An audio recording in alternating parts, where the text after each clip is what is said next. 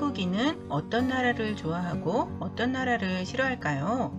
한번 살펴보겠습니다. 한국인이 생각하는 주요 국가에 대한 호감도 자료를 보도록 하겠습니다.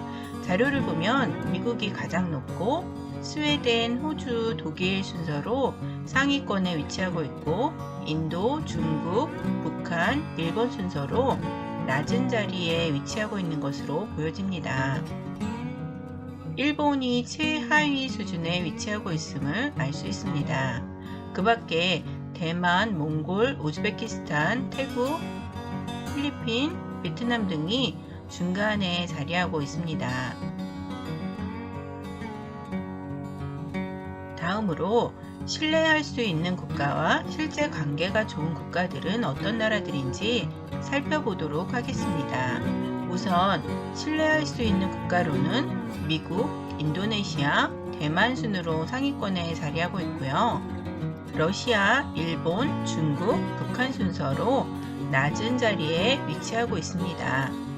실제 관계가 좋은 국가로는 미국, 인도네시아, 태국 순서로 상위권을 차지하고 있고 러시아, 중국, 북한, 일본 순서로 낮은 위치에 자리하고 있는 것을 볼 수 있습니다.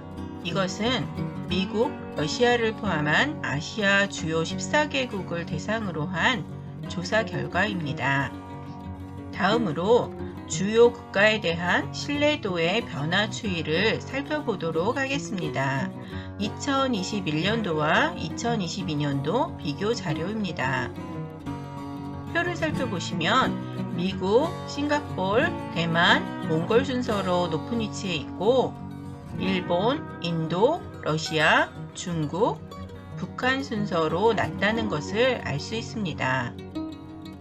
주변국인 일본, 러시아, 중국은 큰 변화 없이 낮은 위치라는 것 또한 알 수가 있겠습니다. 그 밖에 태국, 우즈베키스탄, 베트남, 인도네시아, 필리핀 등도 중간 위치를 차지하고 있습니다. 이번에는 경계해야 할 국가와 협력해야 할 국가를 한번 살펴보겠습니다. 경계해야 할 국가로는 중국, 북한, 일본, 러시아, 미국 순서이고요. 협력해야 할 국가로는 미국, 중국, 일본, 북한, 인도, 베트남 순서인 것을 알 수 있습니다. 위 결과를 보시면 특이사항으로 미국, 중국, 일본은 경계이면서 동시에 협력해야 할 국가로 인식된다는 것을 알 수 있습니다. 이번에는 2030 세대들의 주변국에 대한 호감도를 살펴보도록 하겠습니다. 전체 연령대의 조사 결과를 먼저 살펴보면 전체적으로 미국에 대한 호감도가 높은 것을 알 수가 있고 북한, 중국, 일본 순서로 낮은 것을 볼 수 있습니다. 20세대와 30세대에도 공통적으로 미국이 1위를 차지하고 있고 중국이 최하위권을 차지하고 있다는 것을 알 수 있죠. 이 조사 결과로 2030 세대가 특히 중국에 대한 호감도가 낮은 세대라는 것을 알 수 있고 그것은 바로 중국에 대한 호감도가 좋아질 잠재력 또한 낮다는 것을 의미하는 것임을 생각해 볼 수 있겠죠.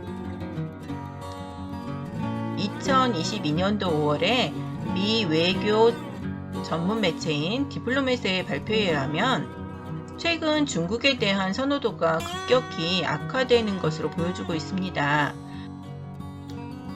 중국을 부정적으로 또는 매우 부정적으로 인식하는 비율이 81%로 한국인의 반중 정서가 매우 강한 수준임을 나타내고 있죠.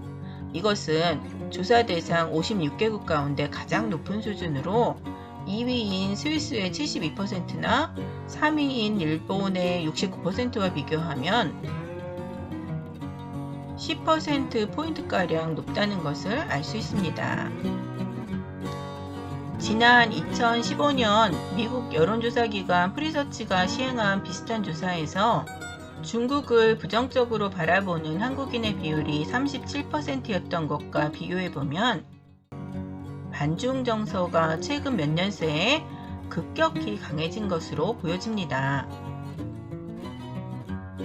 이웃 국가끼리 사이좋은 사례가 드물기는 하지만 주변국들에 대한 한국인의 호감도가 악화 추세이고 한반도 주변 정세 및 국제적 역학관계, 국내 정치 환경의 변화가 주요 국가에 대한 신뢰도와 호감도에 영향을 미친다는 것을 알 수 있겠습니다.